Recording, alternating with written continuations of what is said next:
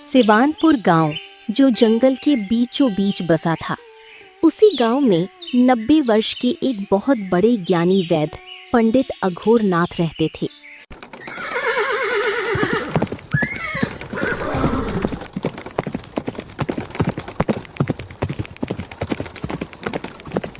क्या तुम्हें पता है कि मैं कौन हूँ? हाँ, जानता हूँ राजन। आप काल नगर के राजा भूपत सिंह हैं। बड़ा नाम है आपका। अब बैठिए, खड़े रहने में घमंड नहीं जाता। तुम्हारी इतनी हिम्मत कैसे हुई मुझसे इस तरह से बात करने की? जानते हो ना कि मैं तुम्हें दंड दे सकता हूँ। राजन, मुझे दंड का डर नहीं है, बस सच बोलने की आदत है। ठीक है, तुम बहुत बड़े ज्ञानी हो ना, तो सुनो। मेरे राज्य में एक बहुत भयानक बीमारी फैल गई है। लोग तड़प तड़प कर मर रहे हैं। 3 दिन में खत्म हो जाते हैं, कोई बच नहीं पाता। कितने लोग अब तक मर गए हैं राजन? सही संख्या बताइए। अब तक 20 लोग मर गए हैं और हर रोज 2-3 मामले सामने आ रहे हैं। पूरे राज्य में डर का माहौल है। राजन, पहले ये बताइए कि इस रोग के निशान कैसे हैं? शरीर पर क्या क्या दिखता है? पहले काले दाग उभरते हैं, फिर तेज बुखार आता है और फिर मृत्यु हो जाती है ना राजन? हाँ, मैं इस रोग को जानता हूँ, पहले भी देखा है। पंडित की बातें सुनकर राजा भूपत सिंह उत्साह से कहता है, तो पंडित, इसका इलाज बताओ। जो मांगोगे वो मिलेगा। सोना, जमीन, पूरा खजाना, बस मेरी प्रजा को बचाओ। बताऊंगा राजा। उससे पहले एक जरूरी बात सुनो। ये रोग अपने आप नहीं फैला है। मतलब क्या है तुम्हारा पंडित? मतलब ये कि ये रोग जानबूझकर फैलाया गया है। ये कोई बीमारी नहीं है राजन, बल्कि साजिश है। ये क्या बकवास कर रहे हो? किसी पर आरोप लगाने से पहले सोचो। बैठो राजन। सच हमेशा कड़वा होता है, लेकिन होता सच ही है। पहले बैठकर सुनो। अगर ये सच है तो वो इंसान कौन है जिसने ये सब किया? राजा, ये मैं कल बताऊंगा, लेकिन कल तुम्हें अकेले आना होगा, बिना मंत्री, बिना सैनिक के।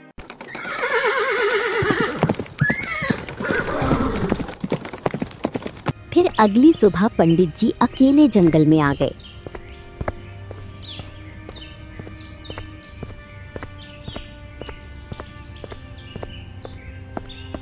वहां आकर वे एक पुराने पीपल के पास रुके और एक अजीब आवाज निकालने लगे।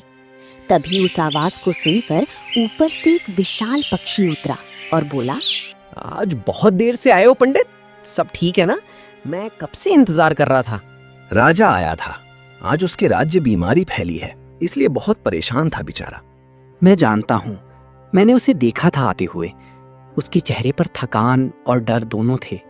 नीलकंठ रोग की जड़ तुम्हें पहचाननी है और ये भी पता करनी है कि कहां से आई है यह बीमारी। तो सुनो पंडित, ये बीमारी बाहर से नहीं आई है, महल के अंदर से आई है। किसी ने पानी में जहर मिला दिया है। नीलकंठ की बातें सुनकर पंडित अघोर नाथ आश्चर्य से कहता है, किसने किया है ये? क्या तुमने देखा? हाँ, जब कल रात को मैं महल के ऊपर से उड़ रहा था तो एक बंद कमरे में 2 आदमी धीमी आवाज में बातें कर रहे थे। क्या तुमने उनकी बातें सुनी? हाँ, सुनी। उनमें से एक ने कहा, राजा मरेगा तो गद्दी मेरी, और दूसरे ने कहा, जब तुम राजा बनोगे तो पूरे राज्य का व्यापार मेरा। क्या तुमने उनके नाम सुने? क्या तुमने उन्हें पहचाना? हाँ पंडित, सुना। एक ने दूसरे को बड़े आदर से दुर्गेश कहकर बुलाया और पहले को कालू सेठ। यानी मंत्री दुर्गेश राजा का सबसे भरोसेमंद इंसान और सबसे बड़ा गद्दार। और उस सेठ का कुआं, उसी से जहर फैलाया गया है। हाँ पंडित, तुमने सही कहा, क्योंकि सेठ की दुकान के ठीक पीछे वाले कुएं से ही पूरे मोहल्ले का पानी आता है। ठीक है, अब मैं कल राजा को सब कुछ बता दूंगा, एक एक बात। पंडित, बहुत संभाल कर। अगर किसी तरह दुर्गेश को इसके बारे में पता चला कि तुम सच जानते हो तो वो तुम्हें चुप करने में देरी नहीं करेगा। नीलकंठ, मैं 90 साल जी चुका हूं। जो जीना था जी लिया, तो आप किस बात का डर? मुझे तुम्हारी बहुत चिंता है पंडित। तुम मेरे लिए एक बूढ़े इंसान नहीं हो, बल्कि तुम मेरा पूरा संसार हो।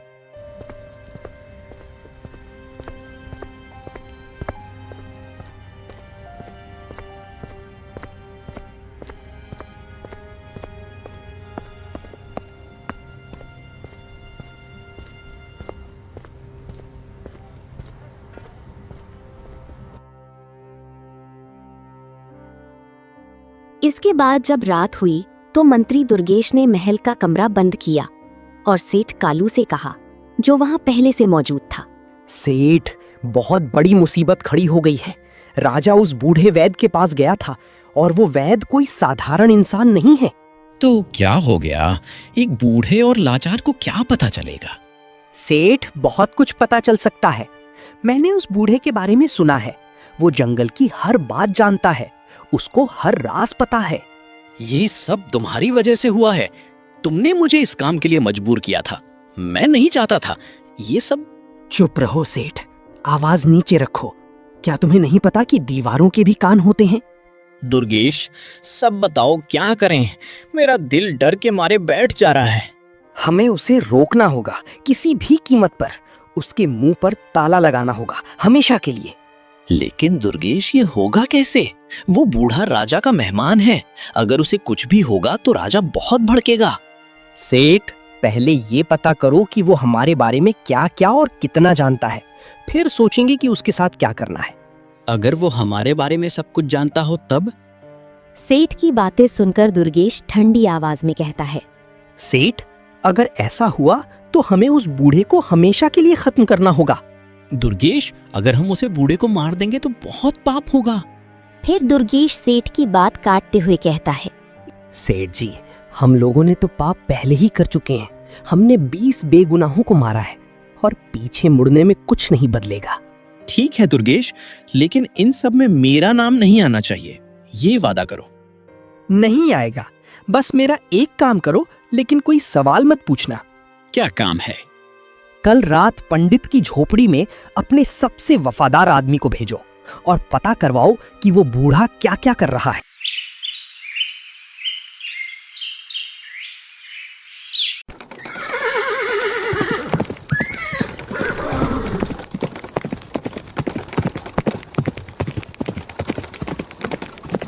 इसके बाद जब सुबह हुई तो पंडित की झोपड़ी के बाहर राजा अकेला खड़ा था।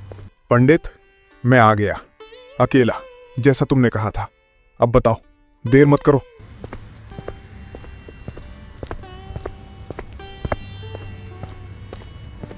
बैठो राजन, पहले ये काढ़ा पियो, तुम्हारे लिए खास बनाया है। नहीं पंडित, मुझे काढ़ा नहीं चाहिए। जो बताने के लिए बुलाए वो बताओ। काढ़ा पीने से दिमाग शांत होता है राजन, और शांत दिमाग से ही सच को ठीक से सुना और समझा जा सकता है। फिर राजा ने हाथ में काढ़ा थामा। ठीक है पंडित, पी लेता हूं, लेकिन अब बोलो। राजन, ये सारा काम तुम्हारे सबसे करीबी और भरोसेमंद आदमी ने किया है। पंडित, तुम क्या बोल रहे हो मुझे समझ नहीं आ रहा, इसलिए साफ साफ बताओ। जिस इंसान पर तुम आंख मूंद कर भरोसा करते हो और जिसे तुम अपना दाहिना हाथ मानते हो, वही तुम्हारा सबसे बड़ा दुश्मन है। बेकार की बात मत करो पंडित, सीधा नाम बताओ, घूमर मत बोलो। राजन, मैं नाम बताऊंगा, लेकिन उससे पहले तुम्हें एक वादा करना होगा। और वो वादा क्या होगा पंडित? यही कि बिना सबूत देखे, बिना जांच पड़ताल किए तुम किसी को सजा नहीं दोगे। ठीक है, मैं वादा करता हूं। अब चलो नाम बताओ। तो सुनो राजन, इन सब में और कोई नहीं बल्कि तुम्हारा मंत्री दुर्गेश है। ये बिल्कुल झूठा है पंडित। दुर्गेश मेरा बचपन का साथी है, हम साथ खेले, साथ पढ़े, वो ऐसा नहीं कर सकता। राजन, शांत होकर बैठो। कैसे बैठूं पंडित? तुम उस आदमी पे इल्जाम लगा रहे हो जिसने मेरे लिए जान की बाजी लगाई। वो ऐसा नहीं कर सकता। अगर तुम्हें मेरी बात का विश्वास नहीं है तो तुम कालू सेठ के कुएं में जाकर देखो। राजन, वहां गहराई में एक पोटली छुपी है, उसी में वो जहर है जो पानी में मिलाया गया है। पंडित, अगर वो पोटली नहीं मिली तो? और अगर तुम गलत हुए तो? राजन, अगर मैं गलत हुआ तो तुम मुझे जो सजा दोगे मैं हंसते हंसते वो सजा स्वीकार कर लूंगा। अब जाओ।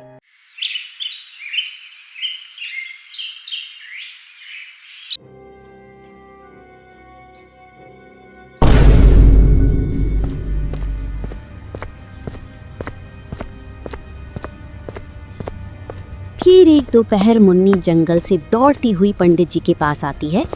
पंडित जी जल्दी आइए, बहुत जरूरी है। क्या हुआ बेटी, तुम इतना हाफ क्यों रही हो और कहां से दौड़ते हुए आ रही हो? पंडित जी, मैं जंगल गई थी। वहाँ पीपल के पेड़ के पास एक विशाल पक्षी गिरा हुआ है और उसके पंख से खून बह रहा है। मुन्नी की ये बात सुनकर पंडित जी का दिल तेजी से धड़कने लगा और वो कांपते आवाज में बोले, मुन्नी, कहाँ है वो? ठीक ठाक बताओ। पंडित जी, वो पुराने पीपल के नीचे है, जल्दी चलिए, वो बहुत कमजोर लग रहा था। इसके बाद पंडित जी तेजी से चलते हैं और जंगल में पहुंचकर देखते हैं तो नीलकंठ जमीन पर पड़ा था और उसकी पंख में तीर का गहरा घाव था। उसे देखकर पंडित जी उसके पास जाकर बैठ जाते हैं और कहते हैं, नीलकंठ, ये सब तुम्हारे साथ किसने किया? कौन था वो? फिर नीलकंठ दर्द भरी आवाज में कहता है, पंडित, जब मैं तुम्हारी झोपड़ी के पास से गुजर रहा था तो एक आदमी काला कुर्ता पहने वहां खड़ा था। तो उसने तुम पर तीर क्यों चलाया? क्या बिगाड़ा था तुमने उसका? पंडित, उसे डर था कि मैं सच बोल दूंगा और मैं राजा तक पहुंच जाऊंगा। चिंता मत करो नीलकंठ, मैं यही हूं, कुछ नहीं होगा तुम्हें। पंडित, वो रात को तुम्हारी झोपड़ी के पास आएगा, मुझे पता चला है। तुम इसकी चिंता मत करो, मुझे पहले से पता है, इसलिए मैं तैयार हूं। नहीं पंडित, तुम यहाँ से चले जाओ, आज की रात तुम यहाँ मत रुको। नहीं नीलकंठ, मैं तुम्हें अकेला छोड़कर कहीं नहीं जाऊंगा और तुम्हें ठीक भी करना बाकी है। अब ये सब बाद में देखेंगे। तभी मुन्नी डर के मारे हैरानी से कहती है, पंडित जी, ये पक्षी इंसानों की तरह कैसे बोल रहा है? क्योंकि बेटी यहाँ कोई साधारण पक्षी नहीं है और ना ही कभी था। तो फिर ये क्या है पंडित जी? बेटी, ये मेरा सबसे पुराना और सबसे सच्चा दोस्त है। ये 50 सालों से मेरे साथ, मेरे हर सुख दुख में साथ खड़ा रहा है। पंडित, जल्दी करो, मेरे आंखों के सामने अंधेरा छा रहा है। बेटी मुन्नी, मेरी झोपड़ी में जाओ और वहां एक हरे रंग का बर्तन होगा, उसे लेकर आओ। ठीक है पंडित जी, मैं अभी जाती हूँ और उस बर्तन को लेकर आती हूँ।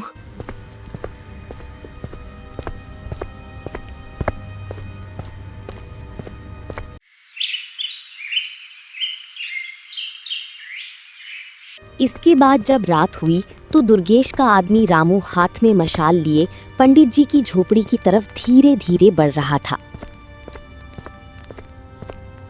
बस मैं ये आखिरी काम कर दूं, उसके बाद मंत्री जी मुझे इनाम देंगे और मेरा पूरा जीवन बदल जाएगा।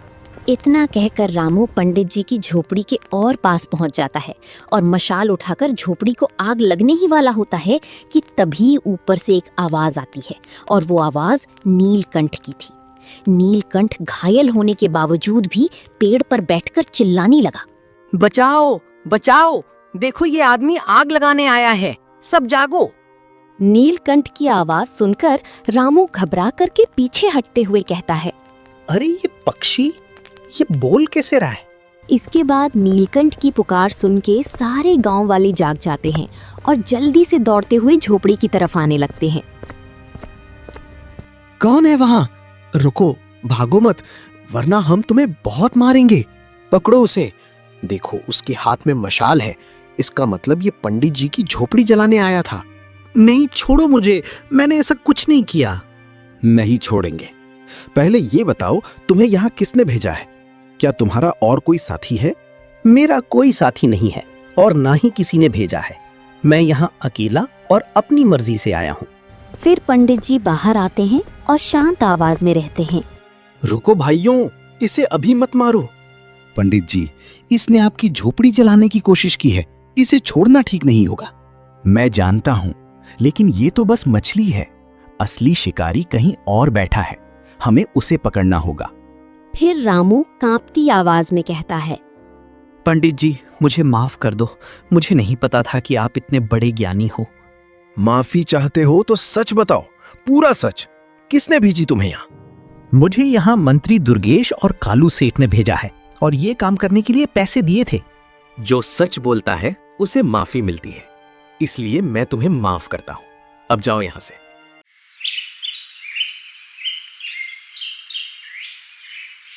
फिर अगली सुबह पंडित जी, राजा और कुछ गांव वाले कालू सेठ की दुकान के पीछे बने कुएं के पास पहुंचे। तभी राजा कुएं में झुककर कहते हैं, यही वो कुआं है जिसके बारे में तुमने बताया था पंडित। हाँ राजा, ये वही कुआं है जिससे पूरे मोहल्ले का पानी जाता है। लेकिन पंडित, जो तुमने बताया था वैसा तो कुछ भी नहीं दिख रहा है। राजन, नीचे उतर कर देखना होगा, वो जहर गहराई में छुपाया गया है। पंडित जी, मैं कुएं के अंदर जाकर देखा हूं कि वो जहर है या नहीं। इसके बाद वो गांव वाला कुएं के अंदर जाता है और बहुत देर तक ढूंढने के बाद एक काली पोटली लेकर ऊपर आता है। ये देखिए पंडित जी, मिल गई, लेकिन बहुत गहराई में और पत्थरों के बीच छुपाई गई थी ताकि किसी को पता ना चले। फिर पंडित जी ने वो पोटली खोली और राजा को दिखाते हुए बोले, राजन, ये देखा और ध्यान से आंखें खोलकर देखो। पंडित, ये तो काला चूड़ है और ये बहुत खतरनाक है। हाँ राजन, इसी को पानी में मिलाया गया था और इसी वजह से 20 लोगों की मौत हुई है। तभी वहाँ कालू सेठ आ जाता है और राजा के हाथ में वो पोटली देखकर घबरा जाता है। ये मेरे कुएं में कहां से आया? राजन, मैं इसके बारे में कुछ नहीं जानता हूँ। सेठ जी, मैं राजा हूँ, कोई बच्चा नहीं, तो इसलिए सच बताओ, ये किसका है? महाराज, मैं सच बोल रहा हूं, मैं इस पोटली के बारे में कुछ नहीं जानता। सेठ जी, हम झूठ बोलने का कोई फायदा नहीं है, क्योंकि कल रात को रामू ने हमें सारी बात बता दी थी। फिर सेठ पंडित जी की बात सुनकर टूट जाता है और कहता है, महाराज, मुझे माफ कर दीजिए, मुझे ये सब करने के लिए दुर्गेश ने लालच दिया था। क्या कहा? तुम्हें मेरे मंत्री दुर्गेश ने लालच दिया था? हाँ महाराज, उसने मुझे लालच दिया था कि अगर राजा मरेगा तो गद्दी उसकी होगी और पूरे राज्य का व्यापार मेरा हो जाएगा। क्या? मुझे यकीन नहीं हो रहा है कि ये सब मेरे सबसे पुराने साथी दुर्गेश ने किया है।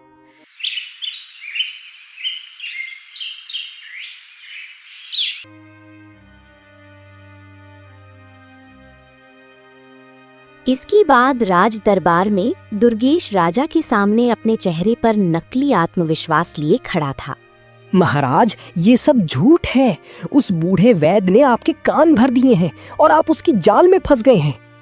दुर्गेश, मुझे कालू सेठ ने पूरी बात बता दी है।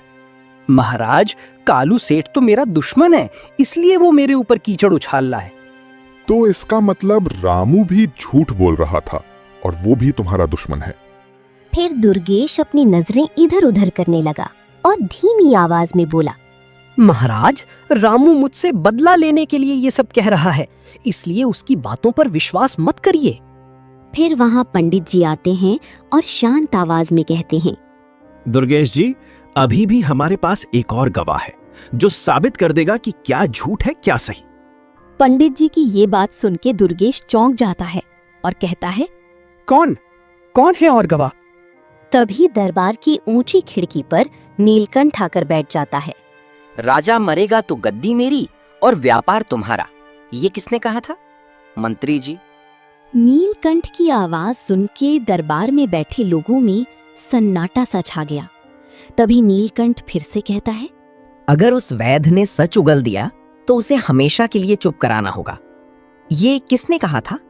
फिर दुर्गेश चिल्लाते हुए बोला, महाराज, ये तो एक पक्षी है। आप इस पंछी की बात पर भरोसा मत करिए, क्योंकि मुझे फंसाने की चाल इस बूढ़े की है। ये वही बातें दोहरा रहा है दुर्गेश, जो तुमने उस रात कालू सेठ से कही थी। फिर दुर्गेश ने अपनी गलती मान ली और राजा के सामने घुटने टेक कर कहने लगा, महाराज, मुझसे अनजाने में बहुत बड़ी गलती हो गई है, मुझे माफ कर दीजिए महाराज, मुझे माफ कर दीजिए। अब माफी मांगने का क्या फायदा दुर्गेश? तुम्हारी वजह से 20 मासूम लोगों की मौत हुई है। महाराज, मैंने ये सब राजगद्दी के लोभ में किया, मैं अपने आप को रोक नहीं पाया महाराज। फिर पंडित जी शांत आवाज में कहते हैं, दुर्गेश जी, लोभ इंसान को जमीन पर ले आता है, और देखिए आप आ भी गए। फिर राजा ने पंडित जी की ओर मुड़कर देखा और बोले, पंडित जी, इसने जो किया है उसकी क्या सजा उचित रहेगी, आप बताइए। राजन, ये फैसला तुम करोगे, क्योंकि तुम यहाँ के राजा हो, और रही मेरी बात तो मेरा काम था बस सच को सामने लाना। पंडित जी, मैं बस आपका अनुभव जानना चाहता हूँ, इसलिए पूछा इसके लिए क्या सजा उचित रहेगी। तो सुनो राजन, जो इंसान लोभ में इतना गिर जाए उसे फांसी देने से क्या मिलेगा? इसलिए इसे ऐसी सजा दो जो ये हर रोज अपने किए पर पछताए। ठीक है, तो आज से दुर्गेश को इस राज्य से बाहर किया जाता है और दुर्गेश, तुम आज से ये राज तुम्हारे लिए बंद। फिर दुर्गेश रोते हुए कहता है, महाराज थोड़ी दया करिए, मेरे बीवी बच्चे और मेरा पूरा परिवार यहाँ है। तुमने मेरी प्रजा के बच्चों के बारे में सोचा था दुर्गेश? जब उनके पिता मर रहे थे तब तुम्हारे मन में दया आई थी? राजा की ये बात सुनकर दुर्गेश चुप हो जाता है। तभी राजा कालू सेठ से कहते हैं, कालू सेठ, तुम्हारी पूरी संपत्ति उन लोगों में बांटी जाएगी जिन्होंने तुम लोगों के चलते अपने परिवार को खोया है। जैसा आपका आदेश महाराज, मैं अपनी गलती मानता हूँ। पंडित जी, आपने मेरी आंखें खोली और मेरी प्रजा को बचाया। बताइए, मैं आपको क्या दे सकता हूँ? कुछ नहीं राजन, सच की सेवा करना मेरा धर्म है और उसके बदले कुछ लेना उचित नहीं होगा। पंडित जी, कम से कम कोई ऐसी एक बात बताइए जो मैं हमेशा याद रख सकूं और जो मुझे हमेशा सही राह दिखाए। राजा, इस पक्षी को ध्यान से देखो। नीलकंठ खिड़की पर शांत बैठा था और वो चमक रहा था, मानो जैसे आसमान का एक टुकड़ा नीचे उतरा हो। पंडित जी, ये इतना खास क्यों है और ऐसा क्या है जो बाकी पक्षियों में नहीं है? राजन, क्योंकि ये कभी झूठ नहीं बोलता, चाहे सामने राजा हो या कोई फकीर, ये हमेशा सच बोलता है। बस इतना ही पंडित जी, बस सच बोलना ही इसे इतना खास बनाता है। राजन, ये बताओ, इस दुनिया में सबसे दुर्लभ चीज क्या है? फिर राजा थोड़ी देर सोचकर कहते हैं, सोना, हीरे या शायद वफादार इंसान। नहीं राजन, इस दुनिया में सबसे दुर्लभ चीज है सच बोलना, और यही सच इसे सबसे खास बनाता है।